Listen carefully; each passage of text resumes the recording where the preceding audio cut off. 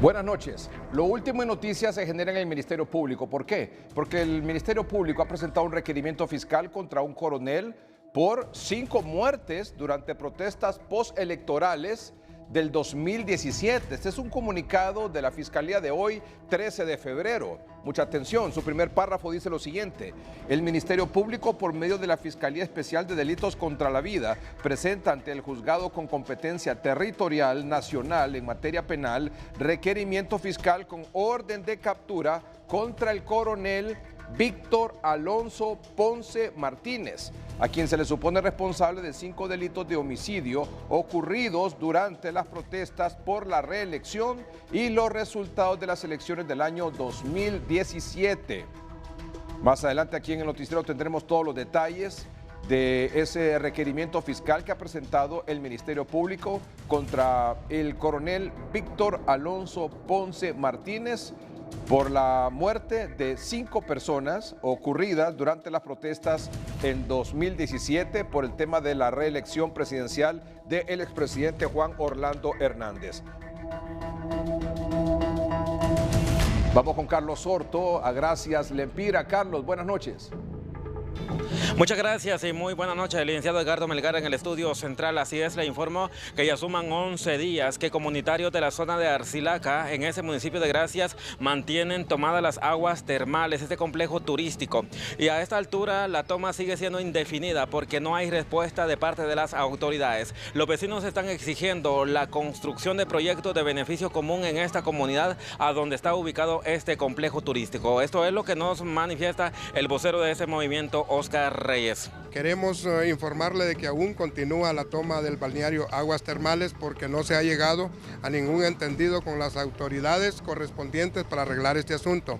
Y dicho sea de paso, el día 15 de febrero de este mes, bueno, vamos a tener una reunión en la Corporación Municipal y esperamos el apoyo de los señores regidores, del honorable alcalde municipal para que se pueda solventar este problema, ya que no podemos tener ningún entendido con ellos porque no se ha tenido ninguna plática en persona con ellos. Esto implica una pérdida de dinero bastante grande para la comunidad y pues hacerle un llamado al señor alcalde y a la honorable corporación municipal de que todos dialoguen, que se pongan en una mesa redonda y que hablen para bien de las comunidades, que recuerden de que hablando es como se solventan los problemas.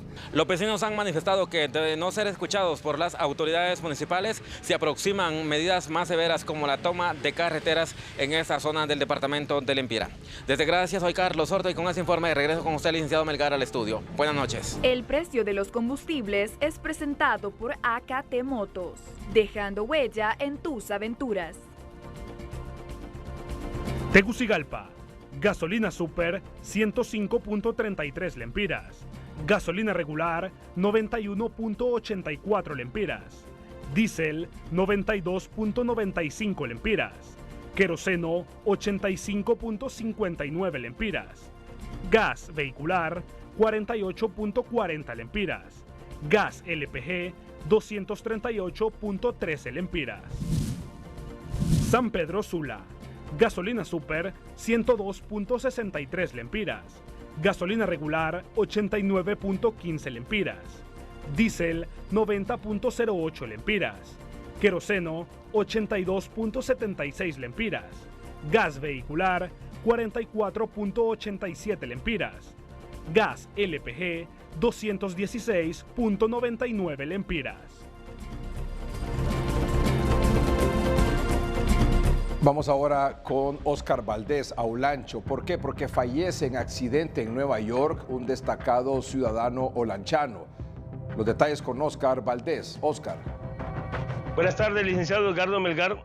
Un hondureño ha fallecido en los Estados Unidos producto de un accidente de tránsito. Carlos Rubén Torres, 54 años de edad, oriundo del barrio del centro de la ciudad de Catacamas.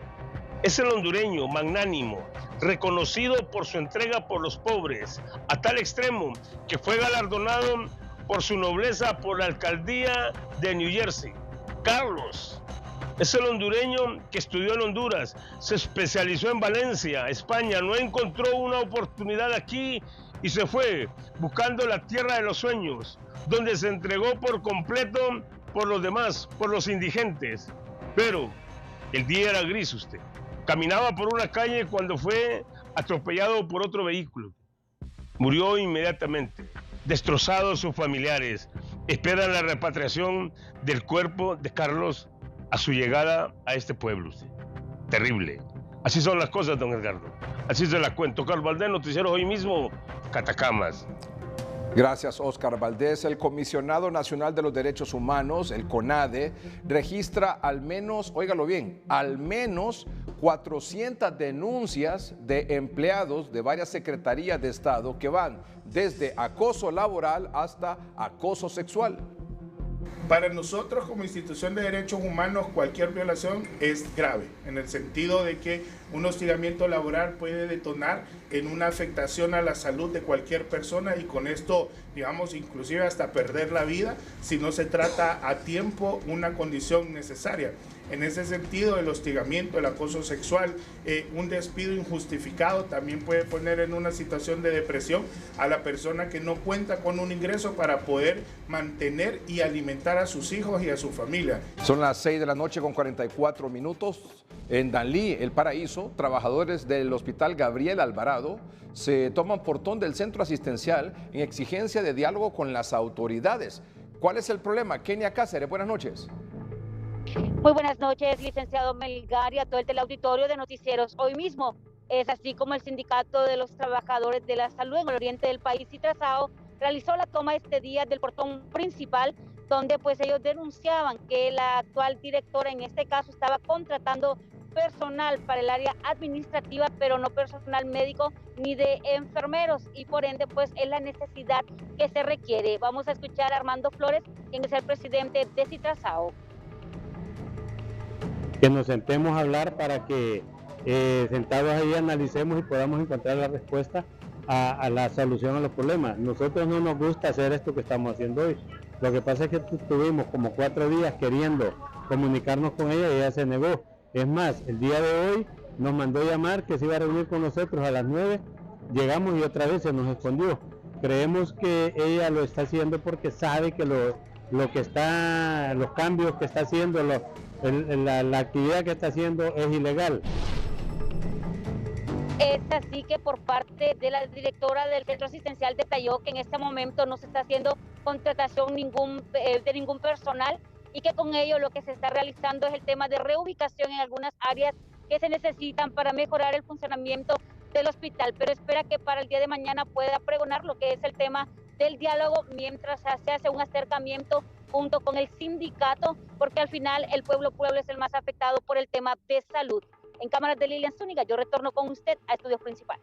Gracias, Kenia Cáceres en Danlí. Vamos ahora con Nahum Monge a La Ceiba. Autoridades sanitarias registran al menos 68 casos de dengue ahí en La Ceiba, en el municipio. Nahum, buenas noches.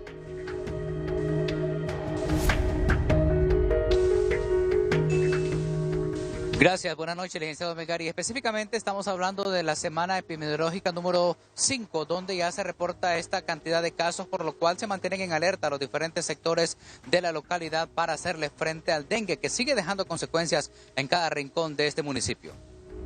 Sí, bueno, para la semana epidemiológica número 5 llevamos reportados 68 casos ya positivos en las diferentes colonias, sobre todo, bueno, en la colonia Ponce, le puedo mencionar algunas, en el sector Sierra Pina, Sambo Creek, Irías Navas y en la colonia Delicia Sur y también en el sector este, en la colonia Pisati. En comparación al año 2023, vemos que el año 2023, para esta fecha, llevábamos reportados solamente 19 casos. Para la semana epidemiológica número 5, ahorita en el 2024, llevamos reportados 68 casos. Entonces vemos que si realmente tenemos un alto índice, por fortuna no ha habido ninguna muerte, ningún deceso por dengue. Si bien la mayoría de los casos que se nos han reportado han sido dengues sin signos de alarma, yo invito a toda la población que ante el menor síntoma, ya sea fiebre, dolor musculares, articulares, dolor también, cefalea, también dolor retroocular, asistir a los diferentes centros asistenciales y no automedicarse. Para hacerle frente a este repunte, las autoridades piensan intervenir los sectores más afectados y al mismo controlar este flagelo que de una u otra manera sigue dejando consecuencias en la zona. La temperatura se mantiene a esta hora, licenciado Melgar, a 25 grados centígrados. Han habido lluvias dispersas en la mayor parte del litoral caribe hondureño ante la masa de aire frío que podría dejar lluvias y temperaturas más bajas en el transcurso de las próximas horas. Regresamos con usted a Tegucigalpa. Muy bien, muchas gracias. De hecho, estuvo lloviendo hoy por la mañana en algunas zonas del norte del país. Gracias, Nahum Monge, en La Ceiba. Hay muchos casos de dengue en San Pedro Sula. De hecho, aquí en Tegucigalpa los médicos están pidiendo que se declare emergencia nacional por los casos de dengue en diferentes, bueno, realmente se registra casos de dengue en todo el país.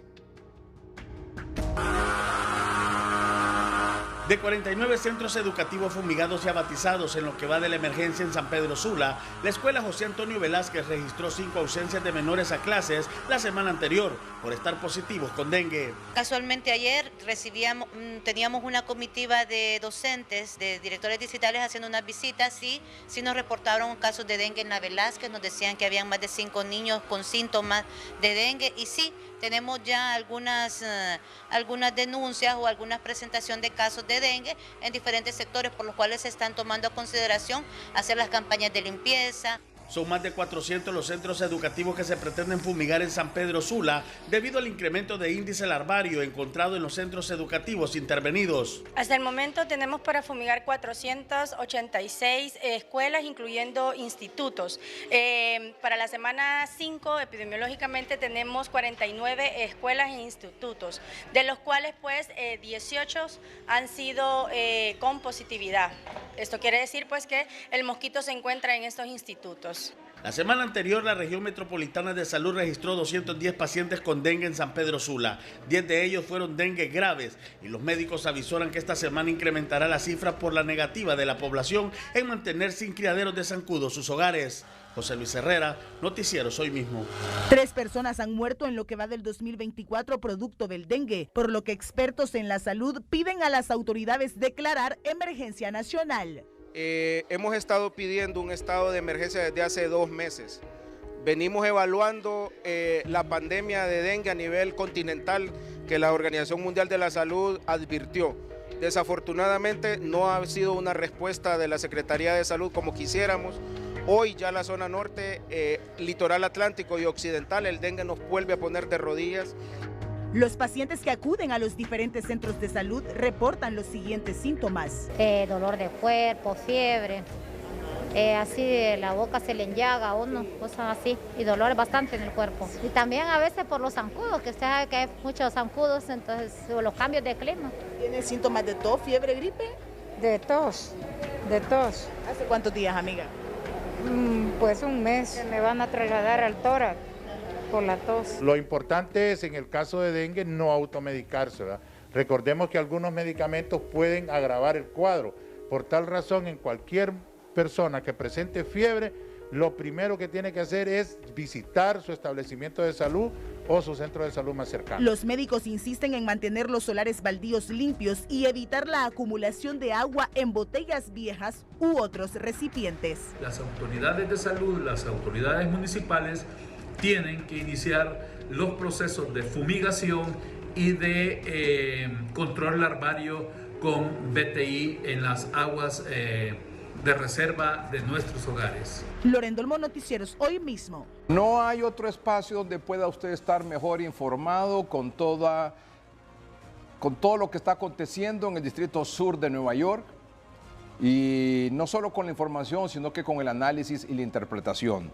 Está como desde principios de año, desde el 7 de enero en 30:30, analizando esto, nuestro estimado y admirado Oscar, escritor, periodista, analista, Oscar Estrada, está en Nueva York. No sé cuánto tiempo va a estar ahí, no sé cuánto tiempo va a durar este juicio. Hay quienes dicen que 2, 3 semanas, podría ser hasta un mes, no sé. Oscar, ¿cómo está? Buenas noches. Buenas noches, aquí estamos. Hoy sí está haciendo frío, Edgardo. Hoy sí se siente que la temperatura bajó. Estamos aquí en Manhattan, Quinta Avenida con 10ª calle, aquí exactamente donde estamos. El clima en Nueva York, el clima en Nueva York, ahora que usted tiene las 8 de la noche, está a 3 grados centígrados. Usted ahí. Sí, pero se siente más. Claro, la sensación térmica es mayor. Y usted estará en una hora a 1 grado centígrado y luego a las 10 de la noche a 0 y así. Y va a amanecer, yo le voy a decir, mañana a las 6 de la mañana suyas, Oscar, que son las 5 de la mañana de aquí, estará a -3 grados centígrados. Así que, y a las 7 de la mañana estará a -4 grados centígrados. O sea, a las 6 de la mañana de Honduras, 7 suyas, mañana, Día del Amor y la Amistad, estará usted bien. Y miércoles de ceniza, además, estará a -4 grados centígrados. Vamos a tener que decirle a Alejandra que no nos esté mandando la corte tan temprano entonces hasta que caliente un poco. Bueno, siguen pasando cositas, ¿verdad? Como hemos hablado desde el principio con este asunto, siguen pasando muchas cositas. Todos los días ocurren cosas. Cositas, pero son trascendentales. Claro que sí. Pero me refiero, Oscar, que está ocurriendo. Me refiero, Oscar, a que tal vez, no sé, para usted, para mí, inusuales. Hablo desde el desconocimiento y la ignorancia en estos casos, ¿verdad? Lo aclaro. Para algunos abogados, para los expertos, dicen que... Estamos aprendiendo. ¿Mande? En Honduras todos estamos aprendiendo este curso máster que estamos agarrando en Derecho Criminal penal en Estados Unidos. Pero no sé, hay mucho enredo ahí. Entonces, le decía que para mí puede ser inusual, para un abogado penalista experto en estas cosas puede ser absolutamente normal. Otros amables televidentes con que he conversado, porque hay mucho interés en el tema, obviamente, y sobre todo por la forma como se han estado dando los acontecimientos que están postergando el inicio del juicio, esto y lo otro, cartas van, cartas vienen, etcétera, lo ven como con suspicacia también y se preguntan, bueno, ¿qué es lo que está pasando en realidad? ¿Qué está pasando? Esa es la pregunta que todo el mundo está haciendo. Exactamente, a mí me preguntan qué está pasando, entonces, I don't know, o sea, yo qué les puedo decir, más que informarles lo que ocurre día a día con las cartas que manda la Fiscalía, con las cartas que manda la defensa de Juan Orlando, la respuesta del juez Kevin Castell y todo lo demás. Así que esto hay quienes lo vemos de manera inusual, otros lo ven normal y otros lo ven con suspicacia. ¿Cómo lo ve Oscar Estrada? Pues yo creo que sigue siendo inusual en el sentido de que estos tipos de casos no habría llevado este tipo de complicaciones si no fuera por la peculiaridad de que Juan Orlando Hernández fue presidente de Honduras, ¿no? Y la calidad y la cantidad de información que él manejaba desde su relación como presidente de Honduras con esta agencia norteamericana no es algo que ningún otro imputado por narcotráfico hasta el momento había tenido, ¿no? Quizás el ejemplo más inmediato que podríamos tener fue el de Genaro García Luna, que fue el jefe de la lucha antidrogas y de la agencia de inteligencia como el FBI de México, que tenía relación también con agencias de inteligencia, pero él utilizó el recurso que está utilizando Juan Orlando. Entonces ahí esto se vuelve, pues, su caso era más parecido a los otros casos que hemos estado siguiendo de narcotráfico. ¿Qué es lo que está pasando ahorita? Sí, seguimos con el tema de la información clasificada, seguimos con el tema de esta discusión que es un ir y venir entre la Fiscalía, la Defensa y la Corte, en este triángulo en el cual se está discutiendo cómo se maneja esta información, qué información está ocurriendo. No, hoy en la mañana la Defensa, la señora Sabrina Schroff, les envió una carta a la Corte diciendo que la Fiscalía, lejos de permitirle acceder a la información, está queriendo limitarle todavía más, ponerle más restricciones a la información clasificada. Esta tarde también ya se sabe, salió una comunicación por parte de la publicación de la Fiscalía, ¿no? El señor de Inner City, que dejó dicho que se están queriendo poner nuevas restricciones, ya no solamente al tema de la información de las agencias, sino que además está queriendo ponerse restricciones a la capacidad del señor Juan Orlando Hernández de hacer memoria de las reuniones que hubo con las agencias de inteligencia, de presentar eso en el juicio y de conversarlo con sus abogados. Entonces estamos viendo realmente que hay un tira y encoge alrededor del manejo de esta información, que el gobierno de Estados Unidos considera que es esencial para su seguridad nacional, y el señor Juan Orlando Hernández dice que es esencial para su defensa. Así es. Bueno, aquí tenemos la documentación a la que hace referencia Oscar. En efecto, la primera nota de hoy, 13 de febrero, es dirigida por la abogada, se llama Sabrina Shroff, ¿correcto? Shroff, sí. Que es la delegada de la defensa del expresidente Hernández para conocer todos estos asuntos de la información clasificada. Ella le gira una nota al juez Kevin Castell, donde precisamente se queja de lo que hacía referencia Oscar Estrada.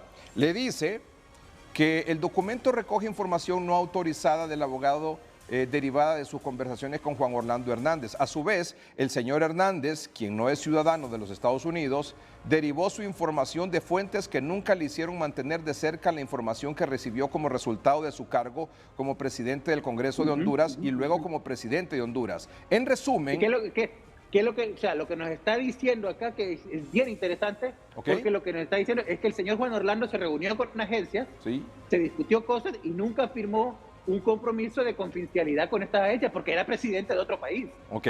O sea, no, y cuando está hablando de las agencias, no puede imponer, y cuando se hace referencia a la agencia, puede ser la CIA, puede ser la DEA. Cualquiera de estas, ¿no? Homeland Security o cualquiera de estas. No puede el gobierno de Estados Unidos obligar a un presidente de otro país a mantener confidencialidad sobre sus intereses.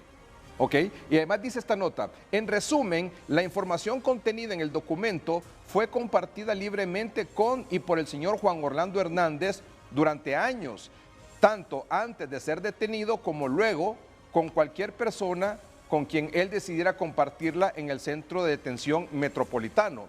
Al final dice, por esas razones, la posición del gobierno sobre el documento infringe indebidamente el derecho del acusado a que sus abogados presenten una defensa completa y adecuada en su nombre, sin justificación legítima. El abogado defensor debería poder utilizar el documento sin las restricciones que el gobierno pretende imponer a ese uso. O sea, entiendo que lo que está diciendo es que el gobierno quiere imponer algunas restricciones de esa información, digamos, clasificada, que está en poder del expresidente Hernández en relación a sus reuniones con agencias y esto y lo otro, y que podían ser... No es información clasificada, es su propia memoria. Es su propia memoria. Su propia recolección de lo que se discutió, de quién estuvo, de lo que se dijo y todo eso. El gobierno de Estados Unidos está queriendo decirle que usted no puede hablar sobre eso, pero él ya habló con sus ministros cuando fue presidente. Él ya compartió toda esa información. Y no solo eso, sino que en la cárcel también lo ha estado compartiendo con sus abogados, con las personas que lleguen. Pero le está diciendo entonces que en el juicio no puede él decir, por ejemplo, vamos, esto es un supuesto obviamente, yo me reuní con tales de la CIA, yo me reuní con tales de la DEA o del FBI, Homeland Security, lo que sea, y llegamos a estos acuerdos, logramos esto, recibí este reconocimiento, cosas que pueden ser en beneficio de él en el juicio. Así es, y cosas que en teoría, según entiendo yo, con todo este entramado de cartas que se están enviando, en teoría es lo que está en las otras cartas clasificadas. Ok.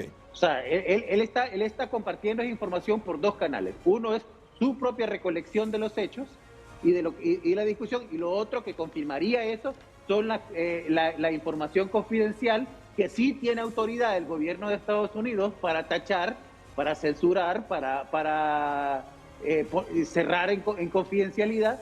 La discusión es, ¿tiene el derecho el gobierno de Estados Unidos de declarar confidencial la memoria de Juan Orlando Hernández de estas reuniones cuando él no era empleado de Estados Unidos, sino que era jefe de otro gobierno? Sí, complicado. O sea, viéndolo así fríamente, ¿por qué le están limitando a él poder decir lo que él quiera decir, ¿verdad? Especialmente cuando él considera que esa información le beneficia a su propia defensa. Bueno, sobre eso contestó la Fiscalía hoy. Sobre eso contestó la Fiscalía hoy. Y en una nota dirigida al juez Kevin Castell dice, vamos a ver, no es esa, dice, el gobierno escribe en respuesta a la carta, sí, perfecto, esa es, sí. El gobierno ha consultado con el oficial de seguridad de la información clasificada, o sea, la CISO, y entiende que el abogado autorizado ha tenido acceso a una versión completamente sin editar del aviso clasificado suplementario de la sección 5 de CIPA, tan recientemente como esta tarde, y que el CISO, o sea, esa información clasificada, ha estado y permanece disponible para facilitar el acceso de los abogados autorizados al aviso clasificado de la sección 5 suplementaria de CIPA hasta la audiencia de mañana. Más abajo dice: en la audiencia clasificada del 14 de febrero de 2024, o sea mañana, el gobierno entiende que los CISO, o sea, esta información clasificada, proporcionarán al tribunal y a las partes versiones del aviso complementario de la sección 5 de la CIPA, que refleje todo el material clasificado, incluido el que requiere medidas de seguridad adicionales para su manipulación. El gobierno sigue disponible para resolver cualquier duda que pueda surgir desde la defensa sobre su acceso al aviso complementario de la sección 5 de CIPA. Por favor, usted explíquenos esto. O sea, la respuesta que da la Fiscalía a la petición, a la queja, digamos, de la defensa.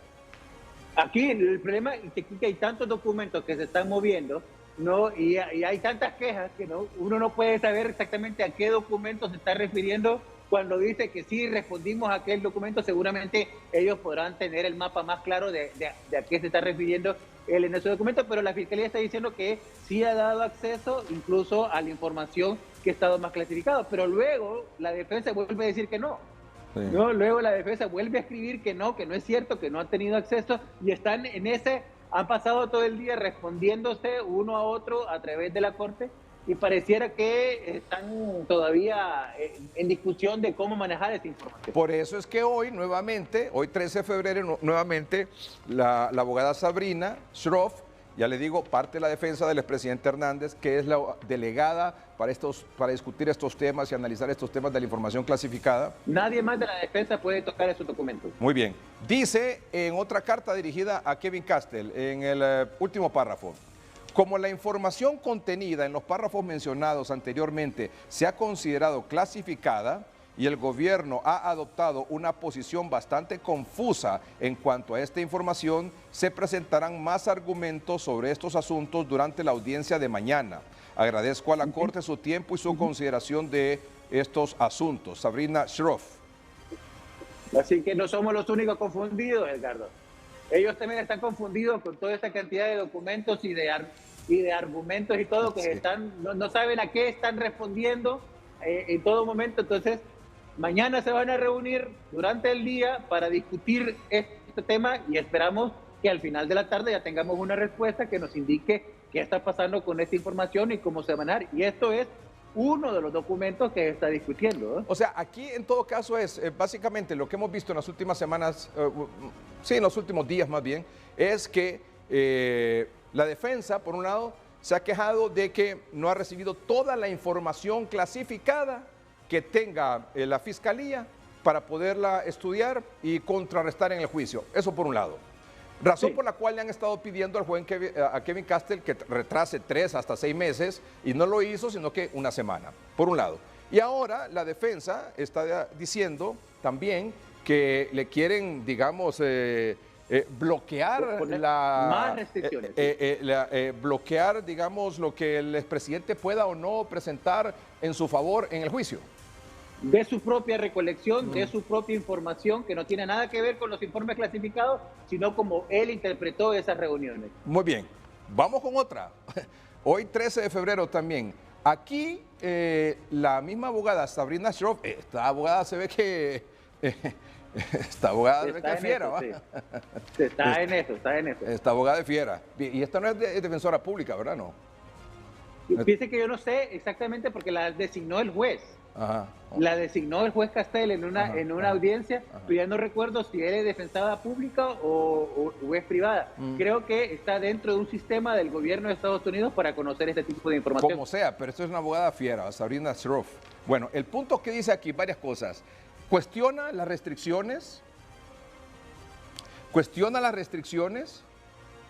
dice que esto es una cuestión engorroso, esto lo que está pasando es engorroso. Y además, una cosa, lo hablábamos el domingo, y el domingo se dijo por primera vez que el expresidente Hernández va a testificar, cosa que no ocurrió con su hermano. ¿Se acuerda que lo dijimos el domingo, verdad? Sí, sí lo mencionamos. Y que tanto Mike Vigil como los abogados penalistas Marlon Duarte... Dijeron que era un error. ¿Mande?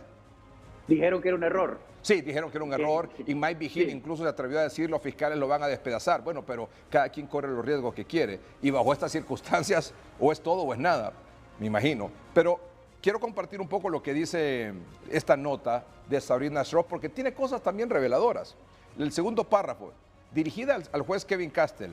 Su respuesta se reduce a esto. No vamos a confirmar que nos hayamos comunicado con los accionistas para obtener un abogado defensor que necesite saber. No vamos a abordar el hecho de que este es un juicio de 3 o 4 semanas de duración y que las cosas ya son complicadas y engorrosas. No vamos a abordar el hecho de que es una dificultad para un equipo de defensa que ya está estresado y sobrecargado. En cambio, simplemente vamos a repetir que estas dificultades no importan y que las cosas deben proceder como están, incluso si esto afecta negativamente de manera injusta e innecesaria la representación que se brinda a un acusado penal. La Corte no debería permitir que se mantengan las restricciones indebidas del gobierno.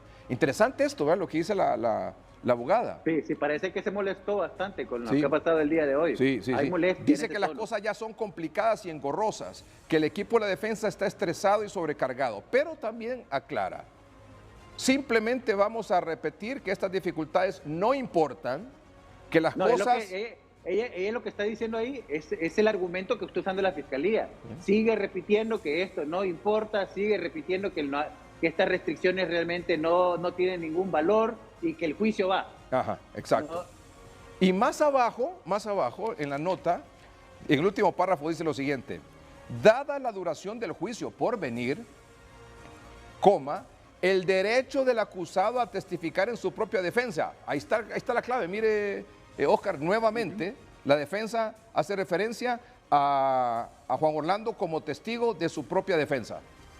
Y yo creo que cuando estamos hablando al principio sobre este interés de la Fiscalía de restringir o de poner restricciones clasificadas a la capacidad de Juan Orlando, de hacer referencia a eso que ha sido público en su gabinete, ha sido público en la cárcel, es que él no quiere que él hable de eso adentro del juicio.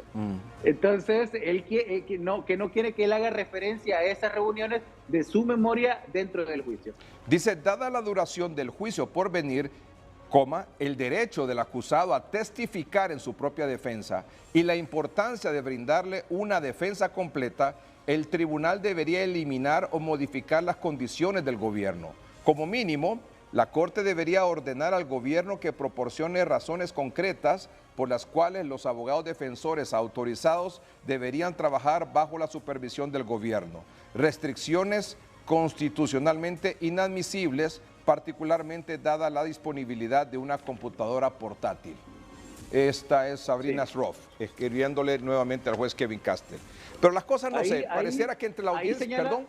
Ahí señala algo bien interesante, que según la misma abogada Sabrina Shroff, las restricciones que está imponiendo la Fiscalía son inconstitucionales al derecho de la defensa que tiene el señor Juan Orlando Hernández. Entonces, ahí esa colita es clave para posibles recursos después de terminado el juicio, en caso de ser una sentencia de culpabilidad del caso de Juan Orlando. Ahí están hablando ya de posibles recursos en el futuro. ¿Comienza el 20 esto? Usted ya lo dijo, aquí me van a tener todo el año, parece. El juicio porque del Chapo. Esta discusión, y ni siquiera ha comenzado el juicio. Sí. El juicio del Chapo duró 3 meses, ¿verdad? 3 semanas duró, pero... No, 3 meses. 3 meses. Guzmán Loera fue condenado por un jurado federal el 12 de febrero de 2019 tras un juicio de 3 meses. Pobre jurado. Sí. Pobre la prensa que le tocó aguantar el frío también. ¿Cuándo comienza la elección del jurado para el juicio del expresidente Hernández? Está programada para el próximo martes. Está programada para el martes y la deliberaciones iniciales está programada para el miércoles o jueves. Y el juicio contra el exsecretario de Defensa, de Seguridad, el SAR antidrogas en México, Genaro García Luna, duró 6 semanas. O sea, 6 semanas duró el de él y 3 meses duró el del Chapo Guzmán. O sea que más o menos por ahí podría andar. En este caso hemos leído en varias notas que se han cruzado durante la semana pasada y esta, que este juicio podría durar entre 2, 3 semanas hasta un mes, ¿verdad? 4 semanas. Sí, es lo que todo el mundo está esperando, pero con todo este rollo de la información clasificada que todavía no logra resolverse, esto sigue complicando el panorama del inicio del juicio y tendremos que esperar y darle seguimiento a toda esta discusión que está ocurriendo. Ok. Bueno, ahí en esa información clasificada que el expresidente Hernández dice, esto ya es público, yo lo conversé con agencias de Estados Unidos, puede ser la CIA, Homeland Security, puede ser la misma DEA, etcétera, ¿verdad? Y es lo que él considera que puede ser a favor de él. Sí. Ahora, ¿habrá algún conflicto, Oscar? Como estas cosas aquí un poquito más allá, ¿verdad? ¿Habrá algún conflicto, diría usted, o contradicción, digamos, entre lo que pueda decir la CIA y lo que pueda decir la DEA respecto al tema narcotráfico, Juan Orlando Hernández? Pues sabemos que lo ven desde lados distintos, ¿no? Ellos están viendo la misma fotografía de 2 ángulos completamente distintos, ¿no? Sí. Y también la perspectiva cambia mucho desde el ángulo que usted lo esté viendo. Entonces, pues podría ocurrir, no sabemos qué es lo que hay en esa información todavía, nosotros no hemos conocido nada de ese material, ¿no? Ni siquiera a lo que dice la defensa, que ha sido público, sabemos exactamente qué es lo que se ha discutido, ¿no? Pero seguramente es algo que podría encontrarse porque si ha sido público hay gente que lo ha escuchado. Y en el dado caso que hubiese alguna contradicción de versiones entre la CIA y la DEA con respecto al expresidente Hernández, ¿cuál pesaría más, el de la CIA o el de la DEA? Ahí es cuál pesa más en el jurado, porque es el jurado el que, tiene que convencer, ¿no? Sí. La fiscalía se va con una estrategia de juicio, una estrategia de juicio soportada en los testimonios de estas 10, 12 testigos, cuánto va a llevar, que van a repetir una historia, ¿no? Apoyado con las pruebas físicas que han logrado recoger a través del trabajo con la inteligencia y la cooperación con el gobierno de Honduras, ¿no? Y el jurado tiene que decidir entonces qué pesa más, si el informe oficial de una agencia de inteligencia de los Estados Unidos o el peso de los testimonios de estas personas que además están presos, ¿no? Entonces, es una cuestión psicológica, es un enredo que definitivamente están buscando la forma de poder salir de este enredo, y esa es la razón por la cual se están poniendo estas restricciones inusuales, ¿no? Y podría ser incluso hasta improcedentes, porque estamos hablando de restringir la capacidad de una persona que no es ciudadano de Estados Unidos y que es un imputado de hablar de su propia experiencia. Entonces, todo esto entresijos que están ocurriendo puede ocurrirse porque están queriendo ver cómo salir del atolladero que está ocurriendo entre este conflicto que podría generarse. Y estamos hablando de escenarios aquí, ¿no? Porque no sabemos qué información hay, pero definitivamente debe haber información que la Fiscalía no quiere que se comparta en el jurado. El expresidente Hernández sigue ahí en el centro, ¿cómo se llama? Centro Metropolitano, que queda cerca ahí de la Corte, ¿verdad? Sí, de Brooklyn. Sí, queda cerca de la Corte. En Brooklyn. Sí. Tenemos una fotografía y unas imágenes donde él permanece. Estas son de hoy, por cierto, con los carros ahí cubiertos de nieve. Ahí están cubiertos de nieve. Ya se había derretido un poco también, sí, hoy en la mañana. Sí. Pero este es el centro de detención en Brooklyn, ¿verdad? Donde ha estado desde que llegó, ¿verdad? Desde su extradición. Así es, ahí ha estado. Y ahí va a estar siendo trasladado todos los días durante el juicio, ¿verdad? Así es, hay como túneles que los comunican con la Corte. No pasan por afuera, no pasan por el público, ellos van directamente por los túneles. Ah, interesante hasta eso. Llegar no sale en carro de ahí a la Corte, ¿no? No se les ve, llegar. Muy bien. Y los otros imputados, cuando van a tener, por ejemplo, el Tigre Bonilla o Mauricio Hernández Pineda, que estaban en otro centro, llegaban ahí y desde ahí se movían para la corte. No se ha vuelto a saber nada de ellos, por cierto, ¿verdad? No, solamente se sabe de que ya está confirmada la fecha de sentencia del señor Mauricio Hernández Pineda, que está para el 2 de mayo, y hay una hora ya para audiencia en la sala del señor juez Castel. Si el juicio de Juan Orlando Hernández no lo retrasa todo, será el 2 de mayo en esa sala. ¿Y el del señor Bonilla, Juan Carlos Bonilla? Está para el 25 de junio. El expresidente Hernández va a permanecer ahí durante todo el juicio. Si lo declaran inocente, va para su casa. Y si lo declaran culpable, va a tener que esperar ahí hasta que le dicten sentencia, ¿verdad? Hasta que le dicten sentencia y luego es trasladado a otro centro. Si lo declaran inocente, se va para su casa. Y si es una sentencia condenatoria, tendría que esperar hasta que se defina la condena. Hasta que le dicten sentencia y ya lo envían a otro centro. A otro centro, ya. Creo que son ya estos centros de máxima seguridad, ¿verdad? Cárceles de máxima seguridad. No, creo que Tony está como en Nevada, creo. Algo así, en California, en el estado de California, algo así. Y el Chapo Guzmán creo que está en Colorado, ¿verdad? En el estado de Colorado. Así es. Muy bien. Así es. Bueno, seguimos mañana, ¿verdad? Seguimos mañana. A ver qué otro capítulo tenemos para mañana. Sí. Sí, ahí está esta audiencia de información clasificada entre la Fiscalía, la Defensa y el juez. Que va a resolver esto precisamente, que busca resolver todo este testigo. Ojalá que salgamos ya de este atolladero. Quiero transmitirle, Oscar, todas las felicitaciones que recibimos de nuestros buenos amigos y amables televidentes por la cobertura y el análisis aquí en Hoy Mismo y en 3030 que hemos tenido. Gracias, Oscar. Muchas gracias, Edgardo, y muchas gracias a la gente que nos escucha y que nos comenta también. Sí, muy bien. Estamos en contacto. Estamos en contacto. Buenas noches y abríguese bien porque no se me puede enfermar, ¿verdad? No, ya voy para la casa, frío no lo aguanto. Sí, si estuviera mi mamá aquí le diría póngase Vicks. Buenas noches, Oscar.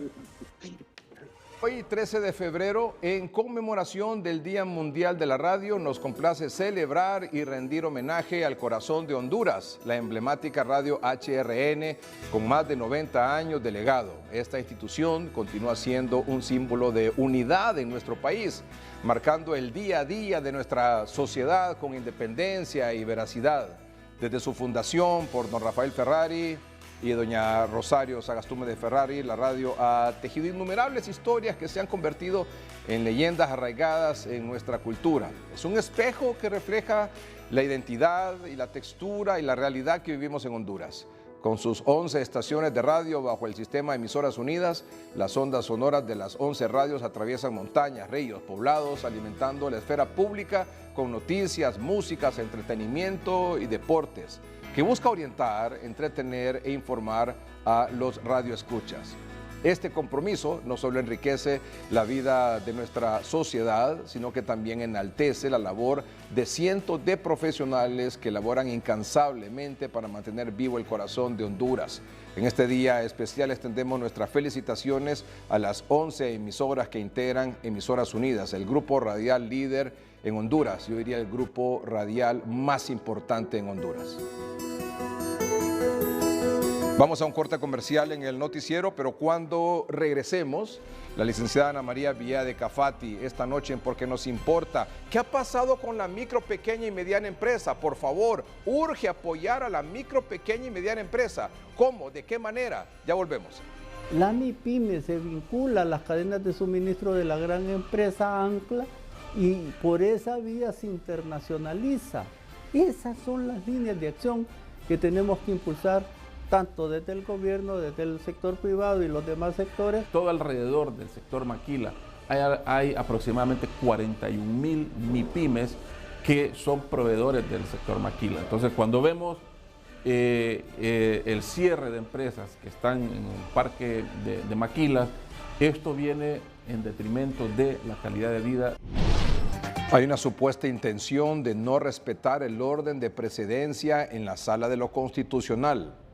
Y eso es calificado por expertos en derecho como una situación que podría crear una crisis institucional al interior, no solo de la Sala Constitucional, sino que en la propia Corte Suprema de Justicia. Primero se denunció una presunta intención de reformar el reglamento interno para evitar rotaciones. Ahora es otra la denuncia. Ahora resulta de que se echaron para atrás con el tema de que iban a impedir la rotación en la coordinación de las salas y ahora, violentando el reglamento de la Corte Suprema de Justicia, el reglamento interno, pretenden violar el tema de la precedencia, el cual es un tema vital. Esto significa de que cada magistrado ya tiene asignado su puesto dentro de la rotación. Inclusive cuando hacen exámenes para notario, hay precedencia, es decir, se empieza por el magistrado más joven hasta terminar con el más viejo y por último el presidente de la Corte Suprema de Justicia. Y hay una clara intención según el Partido Nacional. Hoy lo que se menciona es que no estarían respetando el orden de precedencia que fue establecido desde hace un año cuando inició esta Corte Suprema de Justicia. Quedó claro cuál era el orden de precedencia y le corresponde al magistrado Padilla el poder accesar ahora mismo, este próximo viernes, a ser el presidente de la Sala de lo Constitucional. Pero aparentemente libre, con su intención de establecer una Asamblea Nacional Constituyente en nuestro país y tener el control total de las diferentes instituciones del país, estaría saltándose este orden de precedencia. Pero esa intención solo tiene un calificativo, afirman expertos. Es absolutamente ilegal. Indiscutiblemente las rotaciones son parte del mandato del Poder Judicial, así está establecido en el reglamento y el orden de precedencia está dado de conformidad como fueron electos los magistrados el 17 de febrero del año 2023. Así lo ve la bancada del Partido Libertad y Refundación. El reglamento interno de la Corte Suprema de Justicia no establece que es por orden de color político o por afinidad política que va a asumirse la presidencia de la Sala de lo Constitucional. Ahí lo que se hace es una elección por la mayoría de magistrados una vez que uno de ellos ha culminado el periodo de presidir la sala en este caso. Según expertos, por orden de precedencia le correspondería la cabeza de la Sala de lo Constitucional al magistrado Luis Fernando Padilla, pero la intención sería colocar a Wagner Vallecillo para sustituir a la actual presidenta Sonia Marlina Dubón. Claudia Almendares, Noticieros Hoy Mismo. Un par de comunicados rápidamente sobre ese tema. El Partido Nacional dice libre quiere manipular el Poder Judicial y respetando el orden de precedencia para presidir la Sala de lo Constitucional. 1. El artículo 2 del reglamento interno de la Sala de lo Constitucional dice que el orden de precedencia entre los magistrados de la Sala se establecerá de conformidad con la ley. La presidencia se ejercerá por el término de un año, concluido el cual la asumirá quien corresponda de acuerdo con el orden de precedencia. 2. Ha trascendido la información sobre la intención de Libre de no respetar la precedencia de la Sala de lo Constitucional para que el gobierno de Mel Zelaya y Xiomara Castro pueda impulsar su proyecto político de instalar una dictadura socialista a través de una Asamblea Nacional Constituyente y sin el apoyo del pueblo hondureño. 3. El Partido Nacional insta a los magistrados de la Corte Suprema de Justicia a no sucumbir a las tentaciones o presiones para torcer o violentar la ley. La rotación de las distintas salas debe producirse como está establecido el día 17 de febrero. Lo contrario implicaría una ilegalidad y el rompimiento de ese poder del Estado. Tegucigalpa, municipio del Distrito Central, Honduras, 13 de febrero de 2024. El Partido Liberal de Honduras ante el inminente conflicto al interno de la Corte Suprema de Justicia en relación al orden de precedencia de la presidencia de las salas en que está organizada la Corte Suprema de Justicia, comunica a la Nación lo siguiente, el punto 4 o el numeral 4, haciendo a un lado los intereses eminentemente político-partidarios y bajo la sola premisa de que todos debemos enfrentar los grandes desafíos del país y evitar desaciertos que incidan negativamente en nuestra vida democrática, instamos a que a lo interno de dicho poder del Estado se respeten incondicionalmente la Constitución de la República en tales artículos, el reglamento interno de la Sala de lo Constitucional de la Corte Suprema de Justicia de fecha 25 de junio de 2008, el acuerdo número tal, publicado en el diario oficial La Gaceta, del 20 de junio del 2002, el acuerdo tomado por la Corte Suprema de Justicia, publicado en el diario oficial La Gaceta, número tal, del 17 de febrero de 2023.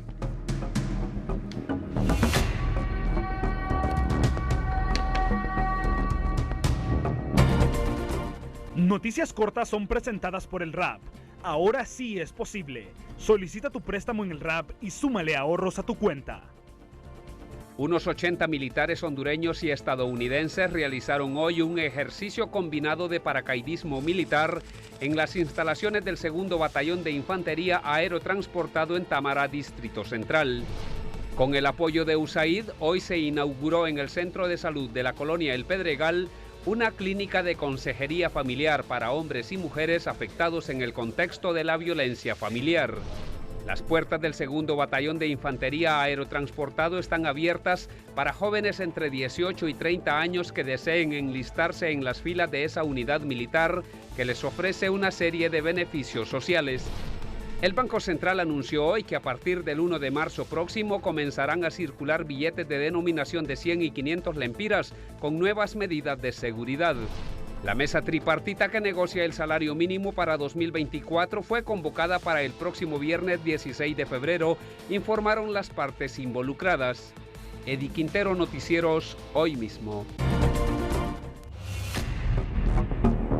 Sobre ese tema de la rotación en las salas de la Corte Suprema de Justicia y particularmente la Sala Constitucional, hemos buscado alguna reacción del Poder Judicial o de la propia presidenta de la Corte Suprema de Justicia, la abogada Rebeca Raquel Obando. Pero hacemos referencia a un mensaje que ella envió a través de sus redes sociales el 31 de enero de 2024 a las 8:27 de la mañana, donde dijo la presidenta de la Corte Suprema de Justicia: en relación con las especulaciones sobre la rotación de la presidencia de la Sala Constitucional y de la coordinación de las otras salas de la Corte Suprema de Justicia suscitada en los últimos días, considero oportuno aclararle a la población en general que es rotundamente falso que esta presidencia de la Corte Suprema de Justicia vaya a proponer la modificación de nuestro reglamento interno o interior, según un falso libelo de origen desconocido que circula en un reconocido medio de comunicación nacional. Y aquí destacamos: tengan certeza que desde esta presidencia del Poder Judicial respetaremos y velaremos por el irrestricto cumplimiento a la Constitución de la República, sus leyes, reglamentos y demás normativa aplicable. Y entendería que ese mensaje de ese último párrafo de 4 renglones, de 3 renglones y medio, todavía está vigente, se mantiene vigente, es actualizado.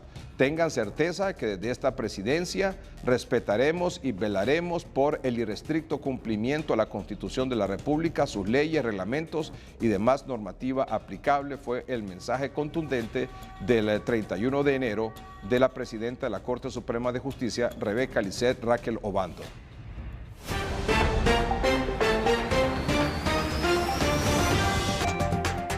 Celebremos el Día Mundial de la Radio con HRN.